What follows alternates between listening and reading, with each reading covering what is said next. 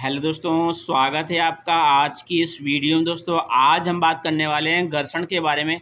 आज हमारा जो टॉपिक है कंप्लीट डिस्कस करेंगे घर्षण के बारे में। ठीक है, चलिए हम स्टार्ट करते हैं। दोस्तों स्टार्ट करने से पहले मैं आपको दोस्तों बता दूं, यदि आपने अभी तक चैनल को सब्सक्राइब नहीं किया है सब्सक्राइब कर दीजिए, साथ ही साथ बेल आइकन को प्रेस करना बिल्कुल भी ना भूलें। चलिए हम बात करते हैं घर्षण के बारे में।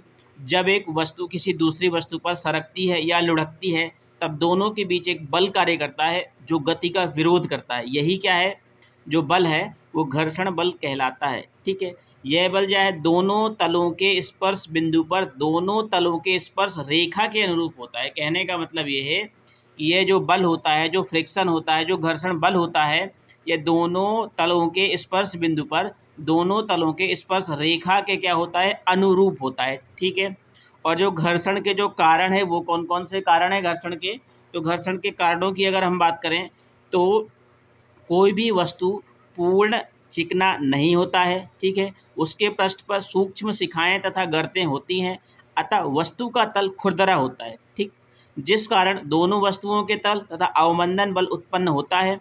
इस बल को ही घर्षण बल तथा इस प्रकृति या प्रवृत्ति को घर्षण कहा जाता है। ठीक है, उम्मीद करता हूँ दोस्तों इतना आपको समझ में आ गया होगा। अब हम बात कर लेते हैं घर्षण के जो प्रकार हैं वो कितने प्रकार हैं और कौन कौन से हैं, इन सब के बारे में हम डिटेल से डिस्कस करेंगे। ठीक है, तो चलिए हम बात कर लेते हैं घर्षण के जो प्रकार हैं। तो यहाँ पे पहला जो घर्षण है हमारा, वो पहला घर्षण है विसर्पी घर्षण। ठीक है, पहला जो हमारा घर्षण है वो कौन सा है, विसर्पी घर्षण।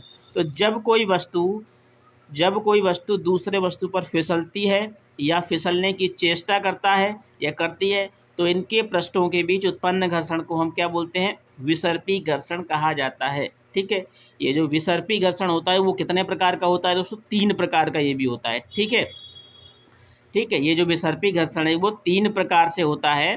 तो पहला जो हो जाएगा स्थैतिक घर्षण, इसी को बोलते हैं स्टैटिक फ्रिक्शन, और गतिज घर्षण काइनेटिक फ्रिक्शन, और चरम घर्षण और लिमिटिंग फ्रैक्शन। ठीक है, चलिए हम एक एक बारी बारी से बात कर लेते हैं। जब एक वस्तु को किसी सतह पर चलने के लिए बल लगाने पर भी वस्तु विरामावस्था में रहती है तो इस स्थिति में दोनों संपर्क सतहों के बीच लगने वाले बल को हम क्या बोलते हैं, स्थैतिक घर्षण कहते हैं। ठीक है, चलिए नेक्स्ट है गतिज घर्षण। यदि एक वस्तु दूसरे के सापेक्ष गति अवस्था में है, कब, जब एक वस्तु किसी दूसरे वस्तु के सापेक्ष गति अवस्था में है तो उनके संपर्क पृष्ठों के बीच उत्पन्न घर्षण को गतिज घर्षण कहते हैं। उम्मीद करता हूं दोस्तों आपको समझ में आ गया होगा। चरम घर्षण क्या है, जब किसी सतह पर रखी वस्तु पर लगाने से वस्तु उस सतह पर ठीक ठीक चलने की स्थिति में आ जाती है। कहने का मतलब क्या है, जब किसी सतह पर रखी हुई वस्तु उस पर लगाने से वस्तु उस सतह पर ठीक ठीक चलने की स्थिति में आ जाती है तो इस स्थिति में लगने वाला जो घर्षण होता है वो चरम घर्षण कहलाता है। इसी को हम क्या बोलते हैं, लिमिटिंग फ्रिक्शन।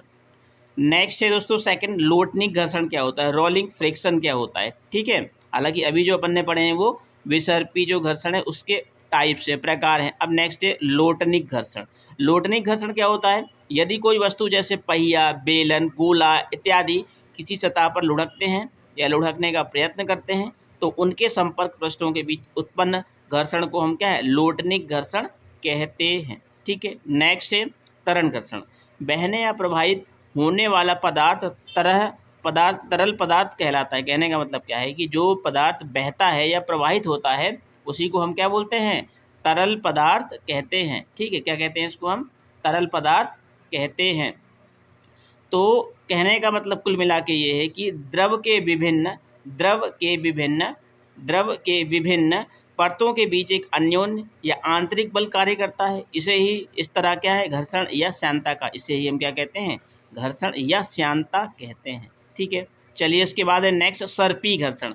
जो सर्पी घर्षण है वो किस तरीके से कार्य करता है, जब एक वस्तु किसी दूसरी सतह पर सरकती है, जब एक वस्तु किसी दूसरी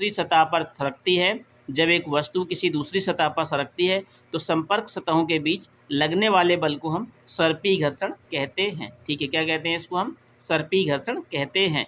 और इसके बाद है नेक्स्ट घर्षण कोण क्या होता है। दोस्तों इंपॉर्टेंट है यहाँ से आपका कि जो घर्षण कोण है वो क्या होता है, इसके बारे में हम कंप्लीट बात करेंगे विथ डायग्राम के साथ। ठीक है, चलिए हम बात कर लेते हैं कि सर्पी घर्षण होता क्या है। ठीक है, तो चरम घर्षण बल तथा अविलंब प्रतिक्रिया आर का परिणामी एस अभिलंब प्रतिक्रिया से जो कोण बनता है उसे हम घर्षण कोण कहते हैं। ठीक, कहने का मतलब कुल मिलाकर ये है कि चरम घर्षण बल एफ तथा अविलंब प्रतिक्रिया आर का परिणामी एस अविलंब प्रतिक्रिया से जो कोण बनता है उसे हम घर्षण कोण कहते हैं। इस तरीके से हमने क्या है एक डायग्राम बनाया। अब ये क्या है, कोई वस्तु रखी है, इस वस्तु के सीधे क्या है, आपको सीधे में एक लाइन को हम ड्रॉ कर देंगे। तो यहाँ पे क्या हो जाएगा, आर, आर क्या हो जाएगा, प्रतिक्रिया आर का परिणामी, ठीक है, एफ घर्षण बल हो जाएगा, अविलंब प्रतिक्रिया आर का परिणामी एस अविलंब। ठीक है, तो इस तरीके से उसे क्या हम बोलेंगे, घर्षण कोण कहते हैं। चलिए हम आगे बात कर लेते हैं अब कि अगर हम घर्षण बल जो है, इस घर्षण बल के फॉर्मूले की बात करें तो घर्षण बल का जो सूत्र है वो क्या हो जाएगा अपना टेन थीटा। जो घर्षण बल है उसका क्या हो जाएगा फॉर्मूला, घर्षण बल जो है इसका हो जाएगा अपन टेन लैम्डा इक्वल, ठीक है, क्या हो जाएगा, tan lambda is equal to F upon R, या इसी को हम क्या बोलेंगे म्यू। ठीक है, tan lambda is equal to F upon R equal mu. Mu क्या है यहाँ पे, घर्षण गुणांक है। ठीक है, यहाँ पे ये जो म्यू है, म्यू क्या है यहाँ पे, घर्षण गुणांक। एफ घर्षण बल इज इक्वल टू क्या हो जाएगा म्यू। कहने का मतलब है कुल मिला के यहाँ पे घर्षण क्या हो जाएगा आपका म्यू। ठीक है, घर्षण गुणांक के बराबर क्या होगा, घर्षण बल। उम्मीद करता हूँ दोस्तों इतना आपको समझ में आ गया होगा।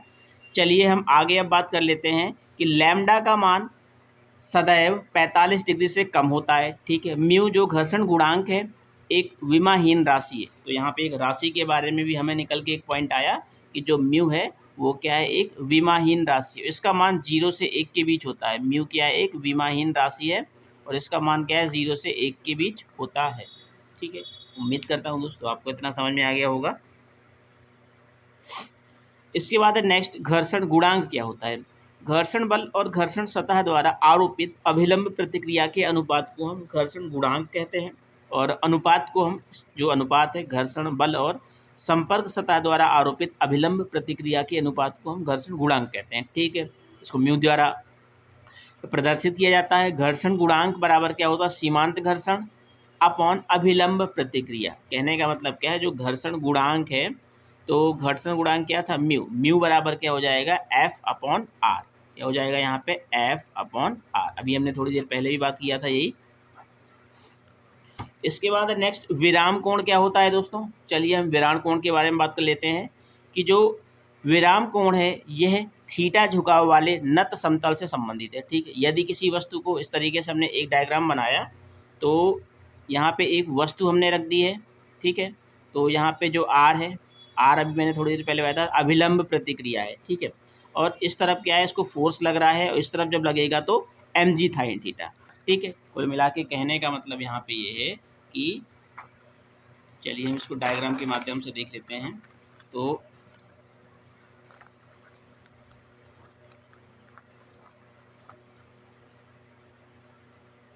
ठीक है, इस तरीके से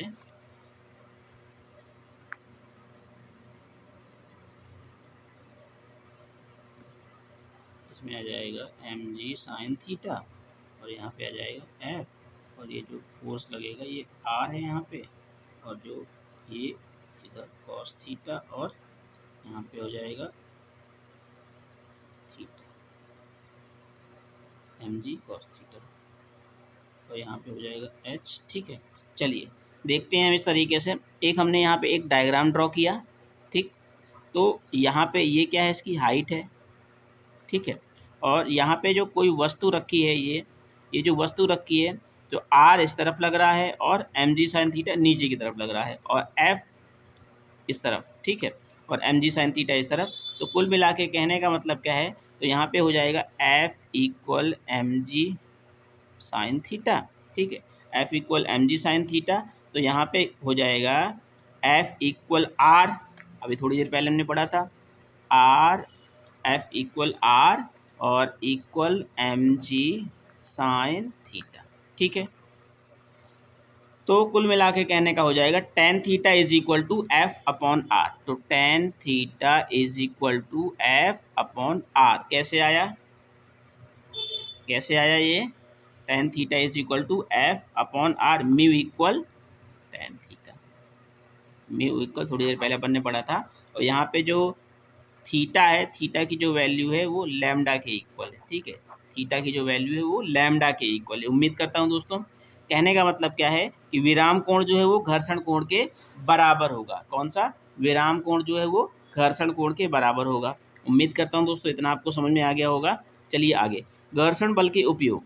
यदि सड़कों पर घर्षण न हो तो पहिए फिसलने लगते हैं, और घर्षण बल न होने के कारण हम केले के छिलके तथा बरसात में चिकनी सतह पर फिसल कर गिर जाते हैं, और घर्षण के कारण ही मनुष्य सीधा खड़ा रहता है, ठीक है। घर्षण बल की विशेषताएं क्या हैं? तो जो घर्षण बल की विशेषताएं हैं, दो सतहों के बीच का घर्षण बल उनके संपर्क क्षेत्रों पर निर्भर नहीं करता है, बल्कि सतहों की जो नेचर है, प्रकृति पर निर्भर करता है, ठीक है। स्थैतिक घर्षण बल से लोटनिक घर्षण बल का मान कम होता है। ठोस ठोस सतहों के बीच घर्षण बल अधिक, द्रव द्रव सतहों के बीच सबसे कम, और वायु ठोस सतहों के बीच घर्षण बल कम होता है। कहने का मतलब ठोस ठोस सतहों के बीच घर्षण बल अधिक होता है, और द्रव द्रव के बीच में उससे कम होता है, और वायु ठोस में उससे बिल्कुल भी कम होता है, ठीक है। इसके बाद है नेक्स्ट, किसी रोलर को खींचने की अपेक्षा लुढ़काना आसान क्यों होता है? इंपॉर्टेंट है यहाँ से ये, क्योंकि लोटनिक घर्षण बल का मान स्थैतिक घर्षण बल के से कम होता है। यही कारण है कि रोलर को क्या है, खींचने की अपेक्षा लुढ़काना आसान होता है। जो रोलर होता है उसको खींचना ज़्यादा क्या होता है, कठिन होता है, और उसको लुढ़काना आसान होता है, ठीक है। चलिए हम कुछ फॉर्मूले बात कर लेते हैं घर्षण संबंधी, जो एग्जाम्स में आने के चांसेस हैं जिनके। तो चलिए हम बात करते हैं। तो यहाँ पे एक हो जाएगा आपका फॉर्मूला, कौन सा हो जाएगा यहाँ पे? F इक्वल एम है, ठीक है। F बल होता है, ए क्या हो जाएगा? त्वरण, और टी समय, ये तो पता है अपन को। इसके बाद दूसरा हो जाएगा F equal P2 minus P1 upon T, P2 minus P1 upon T. तो यहाँ पे कुल मिला के कहने का मतलब क्या है, यहाँ पे P संवेग है दूसरा, और ये पहला F4 से टी टाइम है, यहाँ पे बताने की ज़रूरत ही नहीं है हमें, ठीक है। उम्मीद करता हूँ दोस्तों आपको इतना समझ में आ गया होगा।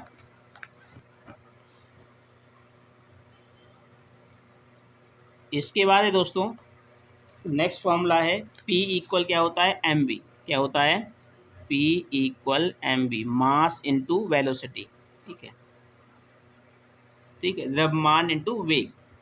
तो इसके बाद एक और हो जाएगा m1 v1 plus m2 v2 equal m2 v2, m1 v1 plus m2 v2 equal m1 v1 plus m2 v2। कहने का मतलब क्या है, m1 v1 plus m2 u2, और m2 u2 v2 भी चलेगा, ठीक है, ध्यान रखना, m1 u1 प्लस m2 और u2, ठीक है। उम्मीद करता हूँ दोस्तों आपको ये समझ में आ गया होगा। और M B is equal to minus का एम बी, जहाँ एम बंदूक, कहने का मतलब जब बंदूक चलाते हैं तो बंदूक के विपरीत क्या है, थोड़ा सा दबाव पड़ता है, उसी को हम क्या बोलते हैं, M B is equal to minus का एम बी, एम इक्वल बंदूक का द्रव्यमान। उम्मीद करता हूँ दोस्तों इतना आपको समझ में आ गया होगा। अब दोस्तों हम मिलेंगे नेक्स्ट वीडियो में। नेक्स्ट में हम जो हमारा टॉपिक रहने वाला है उसमें पढ़ेंगे गुरुत्वाकर्षण बल के बारे में और संतुलित बल के बारे में, ठीक है। उम्मीद करता हूँ दोस्तों आपने चैनल को सब्सक्राइब कर दिया होगा। Thanks for watching. जय हिंद। मिलते हैं नेक्स्ट वीडियो।